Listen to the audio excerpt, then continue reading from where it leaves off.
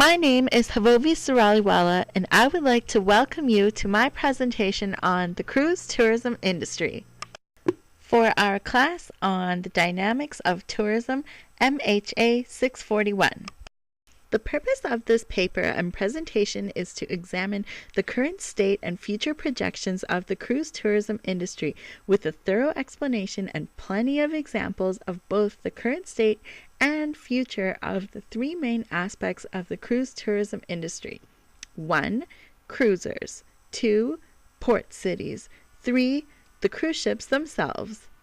So let's dive in and take a look at what's coming up.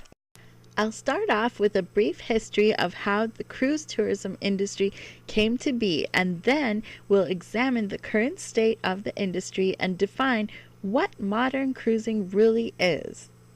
Next, I'll talk about the development of port cities, how cruise ships are adapting to current industry needs, and thereby meeting current tourist needs. Last, I'll talk about the future of port cities, the exciting future of cruise ships, and the future tourist's more sophisticated set of needs. Finally, I'll go over conclusions and present my references. Once Europeans discovered North America, there was an immediate motive and allure for future lands and making discoveries, with each individual having their own set of push and pull motives. Nautical travel was on the rise. In 1866, Albert Bollin joined Hapag as the manager of the passage department. He noticed the company's largest flagship vessel, the Augusta Victoria, was not even being used on Atlantic crossings during the long winter season due to inclement weather, and despite criticism Bollin pushed forward, he decided to send the Augusta Victoria on a 58-day pleasure voyage. The inaugural voyage was of course not without its issues, which Bollin felt would be fixed by building a vessel specifically designed for cruising. Thus, the Prinzessin Victoria Louise was commissioned in 1899. The leisure cruise tourism industry was born. The modern cruise tourism industry is a highly profitable international activity and the fastest growing sector of the travel, tourism, and leisure industry. Though the industry is relatively young, it is thriving with record-breaking statistics pictured here on the global cruise passengers carried graph. An example of this fast-paced growth can even be seen in some of the most economically challenging recent years. In 2014, there was a 4% growth, showing sustained consumer interest in an industry where demand consistently outstrips supply. The first three mass-market cruise lines to create the modern cruise industry we know today were Norwegian Cruise Line, Royal Caribbean, and Carnival. Their goal was to develop a mass market since cruising was until then an activity for the elite. They hope to achieve this through economies of scale as larger ships are able to accommodate more customers, as well as creating additional opportunities for onboard sources of revenue. With larger ships and more passengers, a worldwide network of port cities had to be developed. This led to the global cruise port system and its easily seen clustering points of the Caribbean and the Mediterranean. In contrast to these clusters, recent trends show tourists are demanding more new ports in more remote places.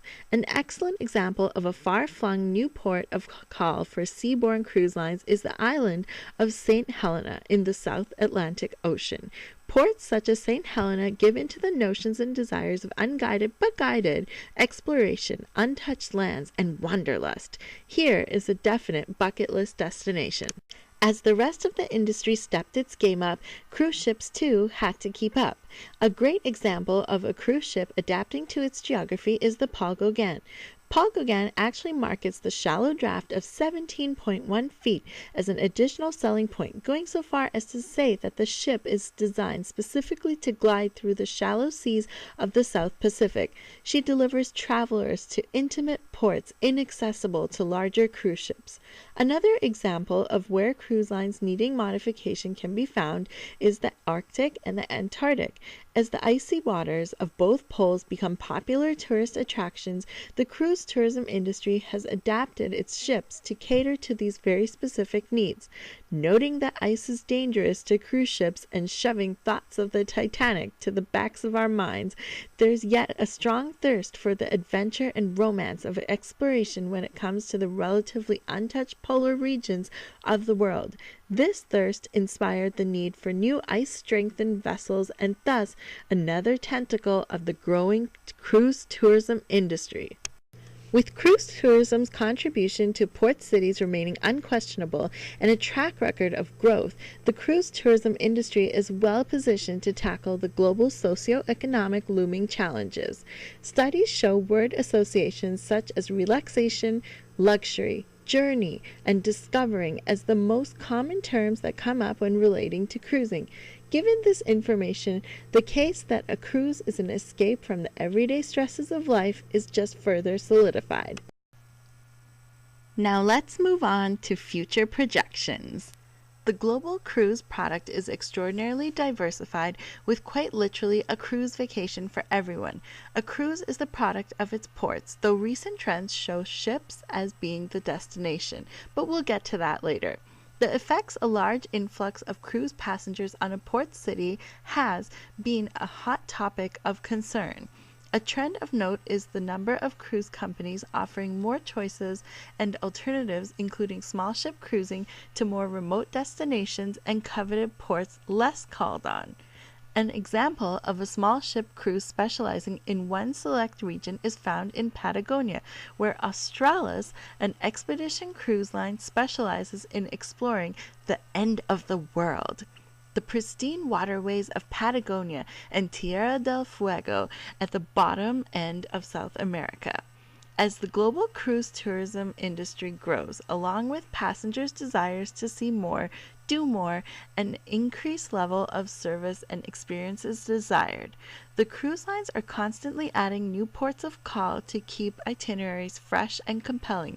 It takes a lot of effort to become a port city called on by cruise lines, and further maintenance to remain one. The competition between port cities is unlike any other, with new ports building mega facilities offering shore power and other green initiatives. Existing ports have got to maintain and improve facilities to stay competitive. The Port of Vancouver is an example of excellence and an industry trendsetter, offering shore power and enforcing an eco-action program that has led to an increase in cruise lines wanting to call on Vancouver. The future of cruise ships knows no bounds, with companies such as Royal Caribbean embracing technology in the form of bionic bartenders and Celebrity Cruises creating a cantilevered bar hanging off the side of their new ship, the Celebrity Edge. The innovation and imagination of cruise ship designers is poised to cater to passengers' wildest dreams, plus some they didn't even know they had.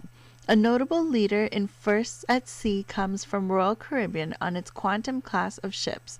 They were the first to put a crane-operated viewing pod on top of their Quantum class ships and dubbed it the North Star. The Quantum class ships are not just big, busy, and filled with fancy gadgets and technology. They also serve as a telling move in the cruise industry's global chess game. Understanding why tourists visit the places they visit, what motivates them, and how they came to their decision is of paramount importance when trying to understand the future of the cruise tourism industry. A study derived 3 main push factors from an initial list of 15. These factors were knowledge, leisure, and socialization. Similarly, a list of 19 pull factors was narrowed down to 3, which were facilities, core attractions, and landscape features. After studying the relationship between push and pull factors, researchers were able to derive that motives for travel were to do different things, stimulate emotions and sensations, be an adventure, increase knowledge, know different cultures and lifestyles, and to go places friends have not been. Another study examines the intent to cruise again and concluded the two most important factors when it comes to repeat cruisers are the prospect of novelty and destination image. With these studies in mind, it can be derived that fragmented and customized tourism products are on the rise and in the pipeline to keep up with the evolving demands of new and tech-savvy tourists. In conclusion, the current state of the cruise tourism industry is a healthy one, with many opportunities for growth, expansion, diversification, and segmentation. The cruise tourism industry is regularly welcoming new cutting-edge vessels, intriguing new ports of call, and experiences. The cruise tourism industry is also consistently reinventing itself by embracing and integrating technology, with trendsetters such as Royal Caribbean and Celebrity paving the way. As the cruise tourism industry grows rapidly, so too must the efforts in preserving the ports they call on, the docks they dock at, and the authenticity of the communities they visit.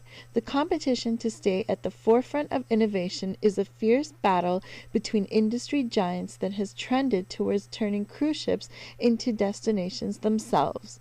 While the young industry continues to mature and develop both social and environmental responsibility, the current state is a combination of tradition, evolution, and revolution.